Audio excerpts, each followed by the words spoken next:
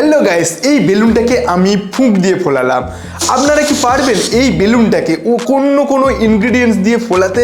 চলো আজকে আমরা ট্রাই করব কিছু ঘরোয়া জিনিস দিয়ে এই বেলুন ফোলানোর। তো আমি আমার কাছের ভুসিমাল দোকান থেকে এই ভিনিগারটা পেয়ে গেছি, আর তার সাথে নিয়ে এসেছি বেকিং সোডা।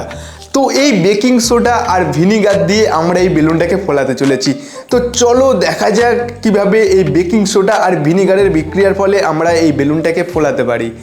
তো ফার্স্ট আমরা নিয়ে নেব এইরকম একটা ট্রান্সপারেন্ট বটল।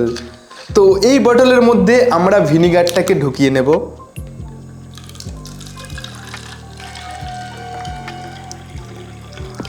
তো আমরা অনেকটাই ভিনিগার নিয়ে নিয়েছি।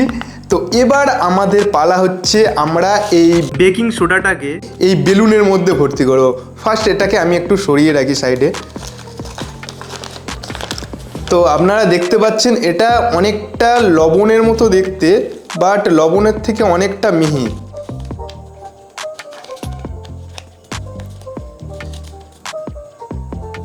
তো গাইস, আমরা অনেকটা পরিমাণে এই বেলুনের মধ্যে বেকিং সোডা দিয়ে দিয়েছি।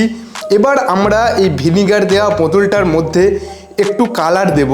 কালার দেওয়ার জন্য একটা মার্কার নিয়ে নিয়েছি। চলো গাইস, এবার আমরা ভিনিগার দেওয়া বোতলটাকে নিয়ে নিয়েছি। এবার আমরা মার্কারটাকে খুলবো ভিনিগারটাকে একটু কালার দেওয়ার জন্য, যাতে দেখতে আরও সুন্দর হয়। তো গাইস, আমরা মার্কারটা খুলে দিয়েছি। মার্কারের ভিতরে এইরকম একটা রিফিল তোমরা পেয়ে যাবে।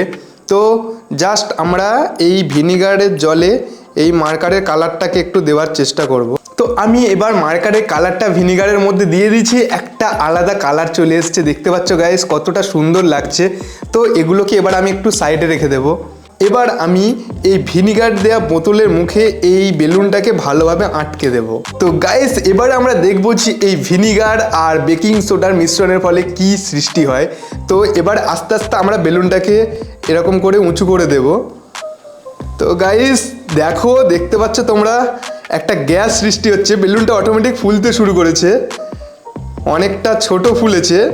তো দেখা যাক, আরও আস্তে আস্তে গ্যাস সৃষ্টি হবে, বেলুনটা ফুলতে শুরু করবে। তো গাইস, তোমরা দেখতে পাচ্ছ বেকিং সোডা আর ভিনিগারের বিক্রিয়ার ফলে কার্বন ডাইঅক্সাইড সৃষ্টি হয়েছে, তার ফলে এই বেলুনটা ফুলেছে। তো এই বেলুনটাকে এবার আমরা খুলে নেব। এই গ্যাস দিয়ে তোমরা যে কোনো আগুন নিভিয়ে দিতে পারবে। তো এটা ভিনিগার আর বেকিং সোডার পরিমাণটা অনেকটাই কম ছিল, তার জন্য বেলুনটা এইটুকু ফুলেছে। তো গাইস, তোমরা যদি ভিনিগার আর বেকিং সোডার পরিমাণটা আরও বেশি নাও, তাহলে এর থেকে বড় বেলুন তোমরা ফোলাতে পারবে। তো আজকের ভিডিও এক্সপেরিমেন্টটা এই পর্যন্ত ছিল। তো নেক্সট ভিডিও, তো দেখা হচ্ছে পরের ভিডিওতে।